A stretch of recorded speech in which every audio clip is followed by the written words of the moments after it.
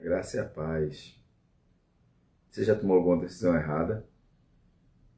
Pois eu tomei hoje.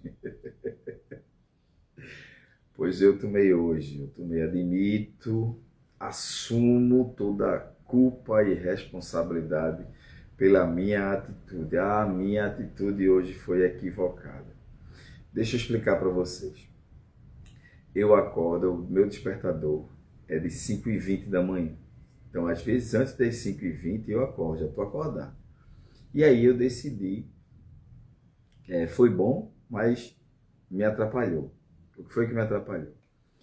Eu decidi ter um momento de oração e fui orar, ao invés de fazer as coisas, fui orar. Mas eu fui orar deitado. Esse foi meu grande erro. Não foi ter ido orar. Se eu tivesse levantado, ter vindo para a sala, ter sentado, ter me ajoelhado, ter feito as coisas, preparado o espaço para ir orar, mas eu fui orar deitado. Orar deitado é um convite para o cochilo. Aí eu passei direto.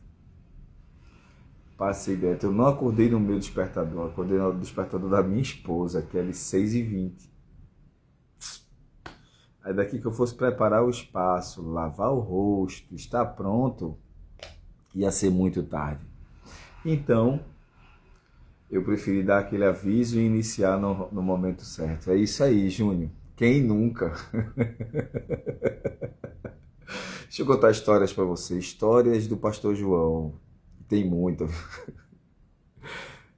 Eu, eu estudava o meu ensino fundamental. Ele foi Fundamental 2, né? Que é o sexto ano ao nono. Naquela época não era assim, era oitava série.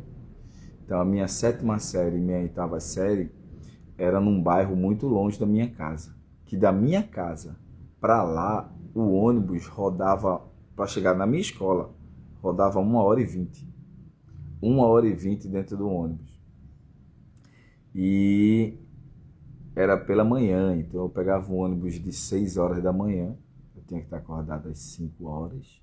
Graças a Deus eu morava perto do terminal, então não tinha dificuldade. Pelo menos eu ia sentado. E quantas vezes eu passei direto da parada? Já estava eu voltando para o colégio. Mas enfim, não estamos aqui para falar de mim, estamos aqui para falar de Cristo.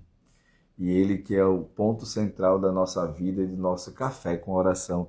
Tem muita gente que está chegando aqui pela primeira vez, e aí deixa eu lhe fazer o convite e lhe dizer quem eu sou. Meu nome é João Roberto, eu sou pastor presbiteriano, e nós temos esse momento de café com oração de segunda a sexta, às 6 da manhã. E eu estava contando justamente o motivo de hoje ser às 7, que eu passei direto.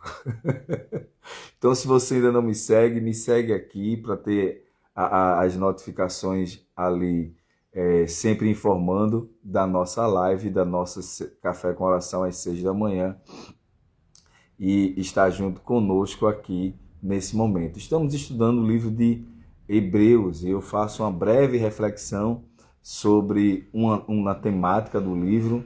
Normalmente eu vou capítulo a capítulo, mas eu não estudo o capítulo todo. E nós ficamos aqui entre 15 e 20 minutos. É o tempo de um café da manhã. É o tempo em que você, enquanto toma café da manhã para ir trabalhar, ou se prepara para ir ao trabalho, nós meditamos, oramos e você sai de casa com uma reflexão da palavra de Deus para o seu dia. Então, se você está aqui com a gente pela primeira vez, te convido, entra, senta, toma um café com a gente. Deus te abençoe e vamos orar. Bondoso Deus e Pai, obrigado, Senhor, por essa manhã, obrigado pela tua graça, obrigado pela tua bondade, pela tua palavra, obrigado por cada um que aqui está presente. E eu te peço, Senhor Deus, que a tua graça, que sempre esteve conosco, continue a nos abençoar em nome de Cristo. Amém. Hebreus capítulo 2, versos 17 e 18. Versos 17 e 18. Diz assim: por isso mesmo convinha em todas as coisas deixa eu reler. Por isso mesmo, convia que, em todas as coisas, se tornasse semelhante aos irmãos, para ser misericordioso e fiel sumo sacerdote nas coisas referentes a Deus, e para fazer propiciação pelos pecados do povo. Pois, naquilo que ele mesmo sofreu, tendo sido tentado, é poderoso para socorrer os que são tentados. Vem comigo aqui em 5 rápidos pontos que nós vamos tratar aqui. Como eu já falei, o livro de Hebreus não tem um autor definido. Há muitas especulações sobre quem escreveu o livro dos Hebreus, aos Hebreus, a carta aos Hebreus. Lembrando que isso aqui é uma literatura com um teor de carta, então ela tem, a única coisa que não tem é o seu autor, né, o remetente, mas quem recebeu sabia de quem estava recebendo. E muito se especula em cima de Paulo, de Pedro, de alguns outros autores da época. Entretanto, não se tem isso, mas o motivo era para fortalecer a fé dos hebreus cristãos que estavam vivendo a diáspora ou a perseguição de Nero, dos romanos aos cristãos. Isso aqui foi por volta do ano 60 depois de Cristo. E esse era a principal motivação de fortalecer a fé e de dizer-lhes que Jesus Cristo é o Filho de Deus. E aqui esse versículo ele vai trazer alguns aspectos que o judeu estava bem identificado. Em primeiro lugar, ele vai dizer aqui, o contexto mostra que Jesus ele é maior que os anjos, que ele foi exaltado pelo próprio Deus, de que ele é a coroa da criação, que ele é o próprio Criador, que ele vai citar vários versículos no seu contexto, no capítulo 2, ele vai citar vários versículos apontando como Jesus sendo o maior que os anjos. A nenhum anjo em lugar jamais ele disse, senta-se ao meu lado, mas isso ele falou a respeito do Filho, então ele começa a explicar isso. E agora, embora ele fosse maior que os anjos, ele foi feito como um homem menor que os anjos. Mas foi feito menor que os anjos para vencer a morte, o poder da morte, e a saber, a vencer o próprio diabo. É o que o texto vai trazer para nós. E por que então, alguém poderia perguntar, por que ele foi feito à semelhança de homem? Por que ele não venceu Satanás como Deus unicamente, mas precisou ser homem para vencer Satanás? E aí a resposta vem agora. Porque ele precisou ser homem? Aí veja o verso 16. Pois ele, evidentemente, não socorre a anjos, mas socorre a descendência de Abraão. Ele foi feito carne para ser semelhante aos da descendência de Abraão. Ser semelhante a mim e a você. E aí o verso 17 vem e diz, por isso mesmo, pelo fato dele socorrer apenas a descendência de Abraão, pelo fato dele ter sido encarnado, por ele ter sido composto com uma natureza humana, por isto mesmo, convia que em todas as coisas se tornasse semelhante aos irmãos. O Emanuel, o Deus conosco, aquele que sofreu todas as tentações, que sente a dor que eu e você sentimos. Quantos e em quantos textos nós não vamos ter a fala do próprio Jesus? Tenho sede, teve fome. Por que Jesus dormiu no barco? Me lembrem? Me lembrem por que Jesus dormiu no barco. O texto diz, Jesus estava cansado. Mostrando então ali a sua natureza humana.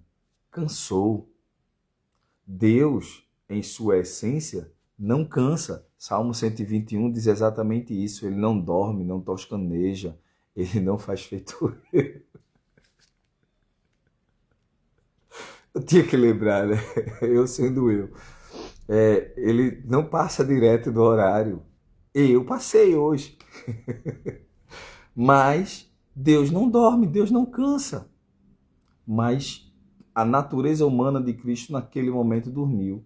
E aqui é exatamente isso. Ele sente, se tornou a nossa semelhança para que ele pudesse interceder perfeitamente por nós. Segundo, para ser misericordioso e fiel sumo sacerdote. Sabe uma frase que as pessoas dizem e que ela é extremamente equivocada? Na hora da dor do outro, às vezes as pessoas dizem assim: eu sei o que você está passando. Não, você não sabe. Você não sabe. Não tem como a gente mensurar a dor do outro. Ah, pastor, mas, por exemplo, vou trazer a minha dor recente. Há menos de um ano, minha mãe morreu. Recentemente, eu precisei fazer um consolo, levar uma palavra no funeral da morte da mãe de uma amiga. Eu nunca posso dizer, eu sei o que você está sentindo porque eu perdi a minha. Não, eu não sei a dor dela. A dor dela não é igual à minha. A dor dela pode ser muito maior que a minha. Porque a dor dela em relação à perda é de acordo com a sua relação com a sua mãe, com o que ela passou com a sua mãe. Eu não posso dizer o que ela está sentindo. Mas aqui o texto nos revela de que Cristo, sendo Deus e sendo tentado em todas as coisas que nós somos tentados, em ter sofrido em tudo que nós sofremos, ele sabe exatamente o que nós estamos sentindo. Por isso ele pode interceder por nós de forma perfeita. E aqui eu não estou falando sobre ter uma palavra que as pessoas usam muito, é a empatia. Não é sobre empatia, é sobre intercessão. É diferente. Como assim é diferente? Eu vou lhe explicar. Você está andando na rua, dentro de um ônibus, ou no seu carro, na sua moto, ou andando, e você vê alguém a mendigar. Você vê alguém passando uma necessidade, você vê alguém no estado de vulnerabilidade social, certo? E você se compadece e pensa, poxa, que pena, crianças sofrendo, que pena um idoso sofrendo no frio. Isso é empatia. Isso é compaixão. Parabéns por esse sentimento. Mas você não pôde fazer nada, porque você naquele momento está sem recursos para ajudá-lo. Então, não pôde fazer nada. Sua compaixão não foi tão válida. Aqui, Jesus pode sentir a compaixão porque ele sentiu o que sentimos. E ele pode interceder perfeitamente porque ele é o recurso. Ele é aquele que pode ajudar. Ele pode socorrer em tempo oportuno. E aí, mais uma vez, a gente vai para o Salmo 121, que traz exatamente isso. Ele é quem não dorme, que guarda a cidade como um vigia. Ele é quem guarda Israel. Podemos vir para o Salmo 46, o Senhor é o nosso refúgio e fortaleza, socorro bem presente na tribulação. Pelo que não temeremos, ainda, mesmo que nada que aconteça nos tirará da presença de Deus, porque Ele é quem intercede por nós. Em terceiro lugar, ele é o sumo sacerdote perfeito nas coisas referentes a Deus, tornando-se assim propiciação pelos pecados do povo. E aqui tornar-se propiciação, ele traz cabo, fim, ele exclui, torna-se extinto o pior problema da humanidade. O pior problema da humanidade não é a falta de dinheiro. O pior problema da humanidade não é a corrupção humana. O pior problema da humanidade é o pecado, que causa todas as coisas. Todas essas outras situações são efeitos dessa causa. A corrupção humana só existe por causa do pecado. E a falta de dinheiro, a má distribuição de renda, a, as enfermidades, o desamor das famílias, de pai para com filho, de filho para com pai, as desobediências, são causas, ou aliás, são efeitos, circunstâncias do pecado. E aqui ele vem para tratar justamente o âmago, o cerne do problema. Ele não está, por exemplo, quantas vezes Jesus curou mendigos? A quantos ele deu dinheiro? Ele curou o cego de nascença. Mas ele não deu dinheiro a ele, ele curou ele. Ele salvou aquela alma. Ele curou o paralítico. Mas ele não deu recursos a ele. Ele deu a condição, a dignidade. Ele deu uma vida nova para que ele possa viver daquilo que Deus tem dado a ele. Observe de que quando Cristo cura a mulher do fluxo de sangue, que tinha perdido todos os seus recursos, ele não devolve a ela tudo que ele perdeu. Ele cura ela e cura ainda diz, tua fé te salvou. E não indica que aquela enfermidade era uma questão do pecado dela. Era uma situação adquirida, mas não por conta do pecado.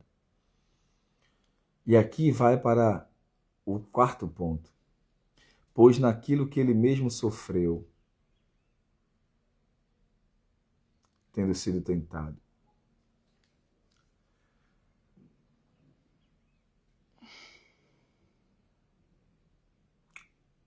Nem sempre o sofrimento na vida de alguém é por causa do pecado. O sofrimento, diz Charles Spurgeon, quando nos leva à oração, ele por si só já foi santo.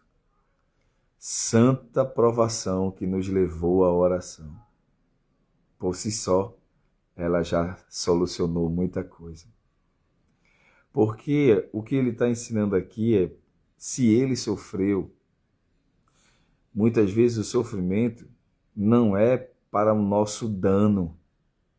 Muitas vezes o sofrimento é para nos fazer perceber. As pessoas às vezes dizem assim, Deus está provando sua fé. Deus não precisa provar a minha fé. Deus não precisa saber quem eu sou, me provar para saber que gosto eu tenho. Eu sou amargo, eu sou pecador, eu sou insalubre. Deus não precisa me provar, experimentar para ver quem eu sou. Ele sabe quem eu sou. Ele nos prova para nós vermos, nós entendermos, para nós dependermos dele. As provações da vida é para que estejamos próximos a ele. E provações nem sempre são sofrimento. Às vezes Deus coloca a provação na vida de alguém, dando a ele poder, dando a ele condições, dando a ele riqueza, dando a ele provisão, para ver se ele, na hora do bem bom, continua fiel a Deus. É sobre isso. Porque quando a gente pensa sobre provação, a gente pensa numa cama de hospital, numa ruína financeira. E se Deus estiver provando alguém, dando a ele bastante recurso, para saber se ele é fiel ao Senhor no muito? Porque tem gente que não sabe ser fiel a Deus quando tem poder. É um grande pecado o egocentrismo. Cuidado com isso. Humildade precede a honra, mas a arrogância, a presunção precede a queda. Não é sobre o que eu sei, é sobre como eu uso o que eu sei. Preste atenção nisso. E em último lugar, é poderoso para socorrer os que são tentados. É poderoso para socorrer. E é aquilo que eu falei no meio da nossa meditação. Ele não é alguém que tem apenas empatia. Não é alguém que sente a dor do outro. Ele é como, vou colocar aqui um aspecto bem nosso. Ele é como um médico no hospital. Ele não é alguém apenas que sabe que dor você está sentindo após os exames, e o médico apenas não sabe, ele apenas não tem um diagnóstico. Ele pode oferecer a cura. Ele pode oferecer a cura. Então, Cristo é aquele que é poderoso para socorrer os que são tentados. E aqui nos leva a uma outra coisa. A tentação não é o pecado. Martinho Lutero vai dizer que a tentação é como um pássaro que sobrevoa a sua cabeça. Aqui no meu jardim, no jardim da casa onde eu moro, tem muitos pássaros sobrevoando aqui. Muitos pássaros. Eu não posso impedir que eles sobrevoem, que eles possam sobrevoar aqui. Não posso impedi-los de sobrevoar. Eu posso impedi-los de vir e fazer ninho no meu jardim. Isso eu posso. E é isso que Martinho Lutero diz. Eu não posso impedir que o pássaro sobrevoe, esteja sobrevoando a minha cabeça, sobrevoe a minha cabeça. Mas eu posso impedir que ele faça ninho. Tentação é o pássaro sobrevoando. Pecado é quando ele faz ninho. E normalmente na tentação, muitas pessoas não querem ir a Cristo. Muitas pessoas não querem orar. É nessa hora que nós devemos orar. É nessa hora que eu posso dizer: socorre-me, Senhor. Ajuda-me, Senhor. Estou sendo tentado. Deus, me ajuda a não pecar. Isso também tem na própria oração do Pai Nosso.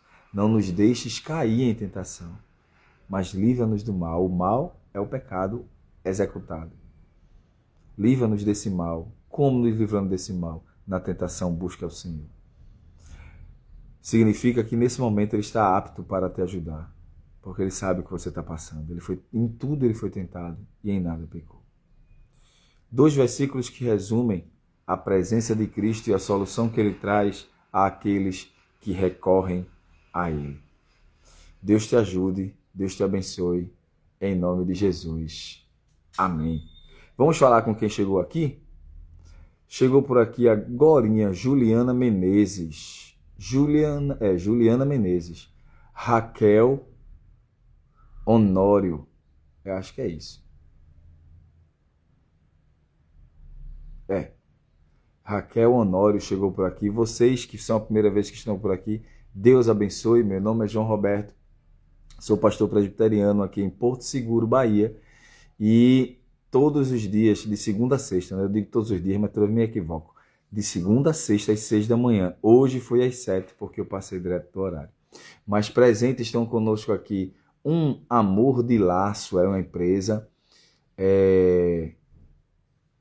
Ivânia, que é da igreja, foi minha ovelha na igreja presbiteriana em Tabatinga, cidade de Camaragibe, Pernambuco. Raquel Honório é a primeira vez que está por aqui. Deus lhe abençoe. Ela diz aqui: amém, bom dia, pastor, seja muito bem-vinda. Se ainda não me segue lá para assistir os outros que ficam sempre gravados. Josi Jaque, que é uma empresa também de papel. Ivânia Lobo também está aqui, dizendo a todos bom dia, que Deus abençoe. Deixa eu passar mais aqui. Pepe ZX também está aqui conosco. Deus te abençoe em nome de Jesus. Também aqui conosco Dona Jace Souza. Deus lhe abençoe, Dona Jace. Presente também aqui Maria Raíssa. Deus seja contigo, Maria Raíssa, em nome de Jesus. Se não me segue já aí, que eu não lembro de você. Também aqui conosco Elton Rocha. Deus seja contigo, Elton, em nome de Jesus. Santiago, Deus esteja abençoando sua vida, seu dia. José Essências também está aqui conosco. Fábio também está aqui presente. Fábio Gílio 1, né? Guilho 1, alguma coisa assim. Raíssa também está aqui conosco. José Júnior, Deus abençoe você e Anne, que devem estar assistindo juntos. Dona Cosmira, Deus lhe abençoe, Dona Cosmira. Rayane Vanessa. Vanessa Riane, aliás. Vanessa Riane, Deus lhe abençoe, Vanessa, em nome de Jesus. Jaqueline, amor da minha vida. Quem mais aqui? Rayana Lima. Coisa boa, esse horário foi bom, trouxe muita gente nova, olha. Rayana Lima, Deus abençoe, Rayana. Você e a pequena Maitê e também ao Vanderlei. Deus abençoe, Fabi. Deus abençoe cada um de vocês, em nome de Jesus. Deus nos ajude. Também chegou aqui Dona Marlene. Deus seja conosco. E até amanhã, se Deus quiser, trabalhando agora outros aspectos da vida de Cristo no livro de Hebreus. Hoje estudamos Hebreus. Quem não pegou do começo vai ficar salva. Minhas lives sempre ficam salvas. Vai ficar salva. E aí você assiste depois com mais calma, tá bom? Antes de tudo, depois de mais nada, vamos finalizar orando.